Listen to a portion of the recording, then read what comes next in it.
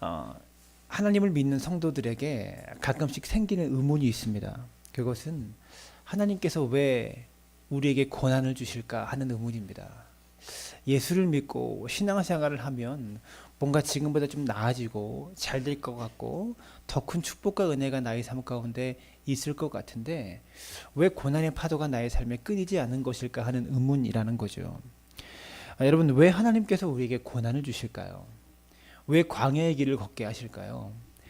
오늘 본문에 나오는 신명기는요. 이 신명기라는 책은 광야의 40년 생활을 마치고 가나안 땅으로 이제 이스라엘 백성들이 들어가기 전에 모세가 가나안 땅을 앞에 두고 고별 설교를 합니다.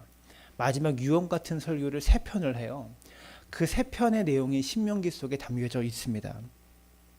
그 고별 설교에서 모세는 40년 광야의 이유를 오늘 본문 속에서 설명하고 있어요. 하나님께서 왜 우리에게 40년 동안 광야의 길을 걷게 하셨는지 그 이유에 대해서 모세가 이스라엘 백성들에게 설교하고 있는 내용입니다. 2절 전반부의 말씀을 보시면 이렇게 말합니다. 내 하나님 여호와께서 이 40년 동안에 내게 광야의 길을 걷게 하신 것을 기억하라. 여러분, 누가 광야의 길을 걷게 하셨다고 말하고 있습니까? 여호와 하나님께서 이스라엘 백성들에게 광야의 길을 40년 동안 걸어가게 하셨다라고 말씀하고 있더라는 겁니다. 여러분, 그렇다면 하나님께서 광야의 길을 이스라엘 백성들에게 걷게 하셨다면 그 이유가 분명히 있지 않겠습니까? 왜 하나님께서 이스라엘 백성들을 광야의 길로 걸어가게 하셨을까? 본문을 통해서 몇 가지 그 이유를 살펴볼 수가 있어요.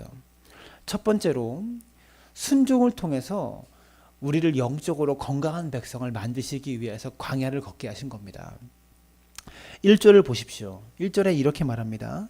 내가 오늘날 명하는 모든 명령을 너희는 지켜 행하라 라고 말하고 있습니다. 무슨 말입니까? 하나님은요, 이스라엘 백성들이 하나님의 말씀에 순종하기를 원하셨다라는 거예요. 오늘날 하나님께서 명령하는 모든 명령을 지켜서 행하는 사람으로, 행하는 민족으로 세워지기를 원하셨다라는 겁니다. 여러분, 하나님께서 왜 순종을 원하실까요? 왜 우리가 하나님의 말씀에 순종하기를 하나님은 그토록 원하실까요? 우리를 종처럼 마음대로 부리고 싶으셔서 그러실까요? 그것이 아닙니다. 하나님은 우리에게 축복을 주시고 영육 간의 강건함으로 우리를 잘되게 하시길 원하시는데 하나님 말씀에 순종하는 것이 바로 축복과 건강의 비결이기 때문에 그렇다라는 것이죠. 1절 하반부를 보시면 여러분, 순종하면 어떻게 된다고 말합니까? 1절 하반부에 너희가 살고 번성하고 여호와께서 너희의 조상들에게 맹세하신 땅에 들어가서 그것을 차지하리라.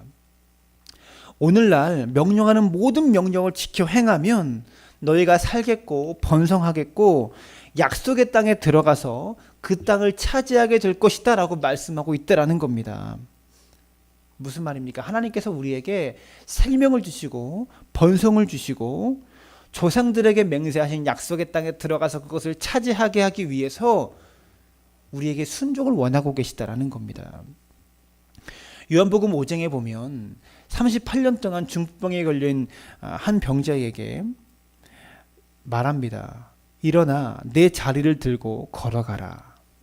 그 말씀을 듣고 이 38년 된 병자는요, 나아서 자리를 들고 일어나서 걸어갔습니다. 어제 주일 제가 설교했던 것처럼 말씀대로 살면 말씀대로 될 것을 믿고 순종할 때 기적의 역사가 일어납니다. 하나님의 말씀대로 이 말씀을 정말로 믿고 순종하며 살아갈 때 기적의 주인공이 되고 축복의 주인공, 마리아와 같은 주인공이 될 수 있다라는 겁니다. 하나님은 우리를 새 사람 만들고 싶어 하세요. 우리는 벌레 같은 인생이 아닙니다. 태어나서 그대로 벌레로 죽는 벌레 같은 인생이 아니라 원래는 벌레 같은 인생이지만 내가 너를 새로운 삶으로 만들어주겠다. 너의 삶을 변화시켜주겠다. 새로운 인생으로 새롭게 하겠다. 버러지 같은 야곱에서 이스라엘로 너의 이름을 새롭게 변화시켜주겠다. 하나님은 그렇게 우리를 사용하길 원하신다라는 겁니다. 하나님은요, 하나님의 계획을 사람에게 먼저 말씀하십니다. 이것을 예언이라고 하는 거예요. 하나님의 뜻을 사람에게 먼저 말씀하세요. 그리고 그 말씀에 순종하는 사람과 함께 그 말씀을 이루어 가십니다. 이게 하나님께서 일하시는 방식이다라는 거예요. 오늘 이 시간도 하나님께서 부족한 종의 입술을 통해서 여러분들에게 말씀하십니다. 이 말씀 붙잡고 순종하려고 하는 사람과 함께 이 약속의 말씀을 정말로 이루어 가신다라는 사실입니다. 사랑하는 여러분, 항상 하나님의 명령에 아멘하고 반응하실 수 있게 되기를 바랍니다. 목사의 말에 아멘하는 것이 아니고요, 목사의 입을 통해서 나아가는 하나님 말씀에 아멘하는 겁니다. 시간과 물질, 심지어는 생명을 바치는 일에도 아멘이라고 반응하는 신앙이 바로 기적의 원천입니다. 축복의 원천이고요, 복의 근원이 되는 원천이 바로 순종의 신앙이라는 것을 기억할 수 있게 되기를 바랍니다. 주님의 말씀에 순종하기 위하여 생명까지도 바칠 수 있는 자가 복된 자입니다. 여러분, 주님은 우리를 위해서 먼저 죽으셨어요. 생명을 먼저 우리를 위해서 내어주셨다는 것을 기억할 수 있게 되기를 바랍니다. 그러므로 주님을 위해서라면 아까운 것이 없어야 하고요, 하나님께서 나에게 무엇을 원하시든지 주의 종이 오니 명령만 하시옵소서, 이러한 삶의 태도가 우리에게 있어야 한다는 것을 기억할 수 있게 되기를 바랍니다. 두 번째로, 우리에게 광야를 주시는 이유는 우리를 겸손한 사람으로 만드시기 위해서입니다. 더 낮추시기 위하여. 2절과 3절의 말씀에 보시면 두 번에 걸쳐 너를 낮추시며 라는 표현이 나옵니다. 하나님은요, 이스라엘 백성들을 겸손하게 만드시기 위하여, 낮추시기 위하여 광야에 40년의 삶을 허락하셨다라는 겁니다. 여러분, 교만은요, 모든 죄의 근원이에요. 잠언 16장 18절은 말합니다. 교만은 패망의 선봉이요, 거만한 마음은 넘어짐의 앞잡이니라. 여러분, 특별히 마음이 병드는 가장 근본적인 원인 중에 하나가 바로 교만입니다. 내가 잘난 맛에 살면요, 사람들이 무시하면 견디지 못해요. 내 잘난 맛에 살면 내가 원하는 기준에 미치지 못하는 것이 너무나 많아가지고요, 스스로 견디지 못한다라는 겁니다. 교만하면 우리의 마음에 병이 들게 되어 있어요. 그러므로 건강한 마음, 영적인 축복을 누리길 원하면 겸손하려고 해야 됩니다. 자신을 낮추려고 해야 된다는 거죠. 여러분, 우리 주님의 성품은 두 가지로 요약할 수 있습니다. 마태복음 11장 29절에 예수님께서 이렇게 말씀하셨어요. 나는 마음이 온유하고 겸손하니. 예수님의 첫 번째 성품은 온유함이고요, 두 번째 성품은 겸손함입니다. 이것이 주님의 마음이다라는 거죠. 그러므로 여러분, 성도가 최대로 우리가 구해야 될 것은 무엇입니까? 온유한 성품과 겸손한 성품이라는 것을 기억할 수 있게 되기를 부탁을 드립니다. 가장 성도답게 사는 길, 가장 예수님 닮은 삶을 살아가는 길은요, 온유한 마음을 가지고 겸손한 마음을 가지며 살아가는 길이 주님을 닮아가는 삶이라는 거죠. 성도가 겸손하지 못하면요, 하나님은 우리에게 겸손을 가르치십니다. 하나님이 직접 가르쳐 주세요. 왜 하나님께서 우리에게 겸손을 가르치실까요?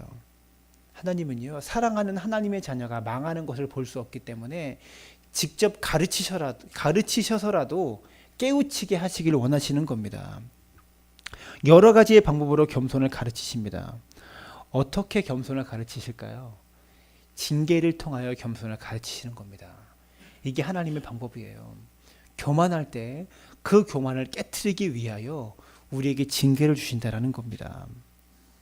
5절의 말씀을 보십시오. 5절 이렇게 말합니다. 너는 사람이 그 아들을 징계한 같이 내 하나님 여호와께서 너를 징계하시는 줄 마음에 생각하고, 이렇게 말합니다. 사람이 아들을 징계한 같이 여호와께서 너를 징계하고 계시는 줄 마음에 생각하라라고 말씀하고 있다라는 겁니다. 과거에는요, 주로 부모님 밑에서 엄하게 자란 아이들이 되게 반듯하게 자랐습니다. 지금도 우리의 보편적인 생각 아닙니까? 부모님 밑에서 엄하게 교육받은 아이들이 대체로 부모를 공경할 줄 알고 반듯하게 자라난다는 거죠. 부모와 어른을 공경할 줄 아는 자녀는요, 뭐랄까 좀 엄한 가정적인 분위기에서 자란 아이들이 가능성이 좀 많은 것 같아요. 뭐 수긍 못할 수도 있어요. 그렇지만 주로 그렇다고 우리가 여겨집니다. 징계가 없이 자란 아이들은 자기가 제일인 줄 알다가 결국 망하게 됩니다. 천방지축으로 자유롭게 키우다가 자식을 망치고 가문을 망치게 된 좋은 예가 이 사무엘상 3장에 나오는 엘리 제사장의 가문입니다. 엘리 제사장은 자기 아들들의 잘못을 보고도 책망하지 않습니다. 엘리 제사장 가문 정도면 제사장 가문이고 이스라엘 민족 가운데 가장 추앙받는 대제사장이었잖아요. 그러면 뭐랄까 바르게 가르치지 않아도 이 가풍이 있고 가문의 그런 풍이 있기 때문에 뭐 징계를 대부분 안 하고 뭐 그래도 바르게 자라날 것처럼 사람들은 생각합니다. 저절로 아이들의 길이 열릴 줄 알았습니다. 그래서 엘리는요 자신의 아들들인 홈리와 비나스를 혼내지 않아요. 잘못을 해도 꾸지람하는 엘리의 모습이 성경에 등장하지 않는다라는 것입니다. 그러다가 결국 자식들 때문에 집안이 망하게 되었다라는 거죠. 여러분 자녀들을 키울 때 자녀에게 질질 끌려다니면 결국 망하게 됩니다. 질질 끌려다니면서 키우면 안 된다라는 거죠. 나중에 자녀들로부터 푸세적 받기가 쉽습니다. 무엇이냐면 뚜렷한 원칙과 모범적인 가치관을 가지고 당당하게 자녀를 키워야 됩니다. 부모로서 원칙이 있어야 된다는 거예요. 자녀를 양육하는 원칙. 하나님은요 이스라엘 백성들을 훈련시키실 때 그들을 사랑하시고 그들을 도와주시고 지켜주셨지만 하나님께서 세우신 원칙이 있었어요. 이스라엘 백성을 양육하는 원칙이 있었다고요. 무엇입니까? 순종과 겸손이었습니다. 이 원칙에 어긋나면 가차없이 징계하시고 혼내셨다라는 것이죠. 겸손을 가르치시고 겸손한 백성으로 만들기 위해서였습니다. 사랑하는 여러분, 겸손한 믿음의 사람이 되어야 우리도 건강한 믿음의 사람이 될 수 있습니다. 특별히 두 가지 교만을 우리는 조심해야 됩니다. 첫 번째로 가진 자로서의 교만입니다. 내가 많이 가졌다고 없는 자들을 무시하거나 없는 자들을 핍박해서는 안 되는 거죠. 두 번째로 없는 자의 교만입니다. 이 교만은 무엇이냐면 없는 것에 한이 맺혀서 세상을 비판적으로 사는 것도 교만입니다. 없는 것에 한이 맺혀서 부자를 비판하고 부자를 향해서 늘 손가락질만 하면서 그렇게 살아가는 건 역시도 교만입니다. 그런 교만한 마음을 가지는 것이 행복한 삶을 막고 정신적인 건강을 훼손한다는 것을 기억해야 되죠. 겸손이 건강의 비결이고 가장 소중한 삶을 살아갈 수 있는 지혜의 비결 중에 한 가지라는 것을 기억할 수 있게 되기를 바랍니다. 세 번째로 자족하는 백성으로 만드시기 위하여 광야의 삶을 허락하셨습니다. 여러분 자족이 무엇입니까? 스스로 만족하는 마음을 자족이라고 합니다. 바울이 말하죠. 나는 풍부에도 처해 보았고 비천에도 처해 보았지만 스스로 자족하기를 배웠노라라고 말합니다. 부자였을 때나 가난하였을 때나 스스로 만족할 수 있는 지혜를 배웠다라고 말하는 것입니다. 3절의 말씀을 보십시오. 유명한 구절이 나옵니다. 3절 함께 읽습니다. 시작. 너를 낮추시며 너를 줄이게 하시며 또 너도 알지 못하며 내 조상들도 알지 못하던 만나를 내게 먹이신 것은 사람이 떡으로만 사는 것이 아니요 여호와의 입에서 나오는 모든 말씀으로 사는 줄을 내가 알게 하려 하심이라. 사람은 영적 존재이기 때문에 떡으로만 사는 것이 아니라 하나님의 말씀으로 살아야 영적인 만족을 누리면서 우리가 기뻐하며 살아갈 수 있는 것입니다. 여러분 그러나 광야 40년의 생활을 하면서 이스라엘 백성들은 늘 떡과 같은 문제로 불평했어요. 먹을 것과 마실 것을 가지고 늘 불평했다는 거죠. 광야에서 먹을 것이 없어서 하나님께 불평했을 때 하나님은요 하늘에서 만나를 내려주셨습니다. 이 만나가 무엇입니까? 하나님께서 직접 만들어주신 먹이에요. 직접 만들어주신 음식이라고요. 하나님은요 우리를 먹이시는 분이십니다. 우리를 굶어 죽게 내버려 두시지 아니하시는 분이세요. 광야에서 먹을 것이 없어서 먹을 것을 달라고 했던 이스라엘에게 하나님께서 먹을 것을 주셨다면 그것만으로 감사해야 될 만한 충분한 이유가 되지 않겠습니까? 그런데 민수기 11장에 보면 이스라엘 백성들은 만나를 주시는 것까지 불평합니다. 맨날 만나만 먹으니까. 만나를 주시는 것을 불평해서 이제는 만나가 질렸다.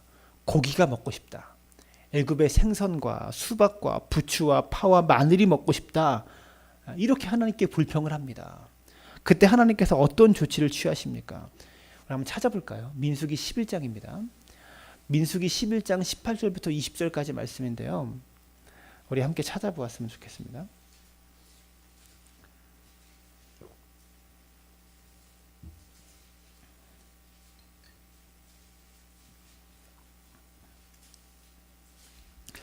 이제는 만나 말고 애굽에 고기를 좀 주고 애굽의 여러 가지 음식들을 먹고 싶다라고 고기를 좀 달라고 했던 이스라엘 백성에게 하나님 말씀하십니다.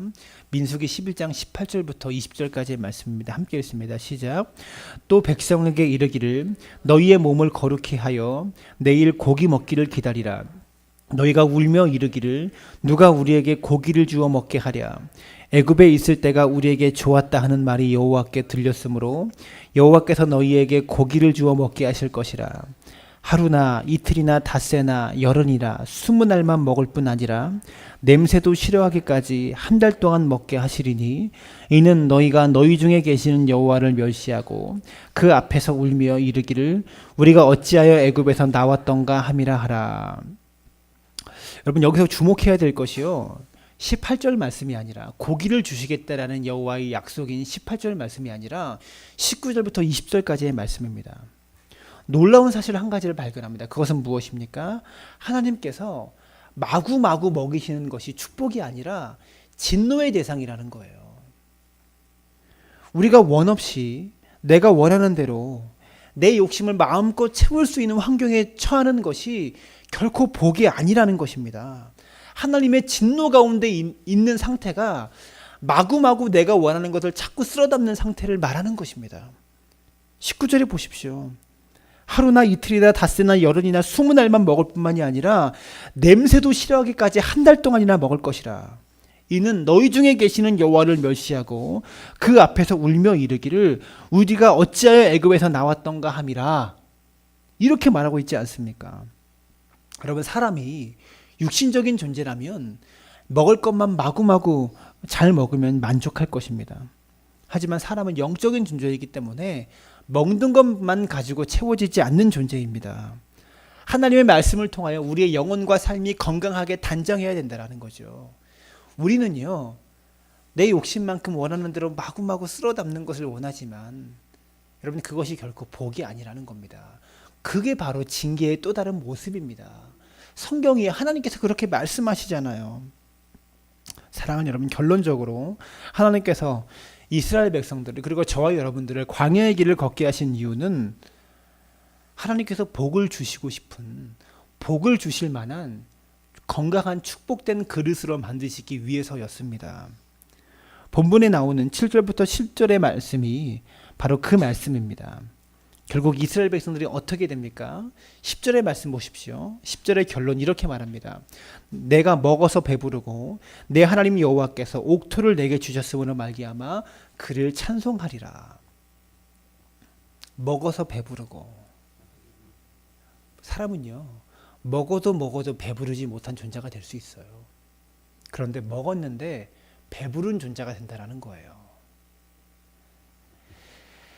결국 하나님의 축복을 받는 백성이 되어서 하나님을 찬송하게 될 것이다 라고 말씀하고 있다는 겁니다. 여러분, 그렇습니다. 광야의 길을 걸어가는 거 힘든 여정입니다. 쉽지 않은 과정입니다. 그러나 그 과정을 통해서 우리가 높이 날 수 있는 날개를 달게 된다는 겁니다. 제가 광야 수업이라는 설교를 통해서 늘 했던 말씀이 있죠. 인생의 광야가 우리의 삶의 걸림돌이 아니라 디딤돌이 되어져야 한다는 것입니다. 사랑하는 여러분, 지금 걷고 있는 광야의 길, 우리가 지나온 광야의 길이 결코 우리 인생의 걸림돌이 아니었습니다.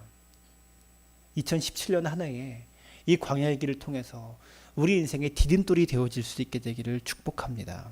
사랑하는 여러분, 독수리가 새끼를 키울 때 어떻게 합니까? 때가 되어서 혼자 날 때가 되었는데도 이 독수리가 둥지를 나가지 않으면 어미 독수리가 둥지를 흔들어대면서 새끼를 둥지 밖으로 내보낸다고 합니다. 이것처럼 하나님께서 우리를 하나님의 백성으로 만드시기 위하여 훈련을 시키고 계시다는 것을 기억할 수 있게 되기를 바랍니다. 우리 삶의 광야가 찾아올 때, 그때 우리의 삶을 축복으로 만드시기 위한 훈련 과정으로 생각하고 이 지나온 2016년 광야의 삶이 결코 여러분의 인생의 걸림돌이 아니고 2017년을 도약하는 디딤돌로 변화될 수 있게 되기를 주님의 이름으로 축원합니다.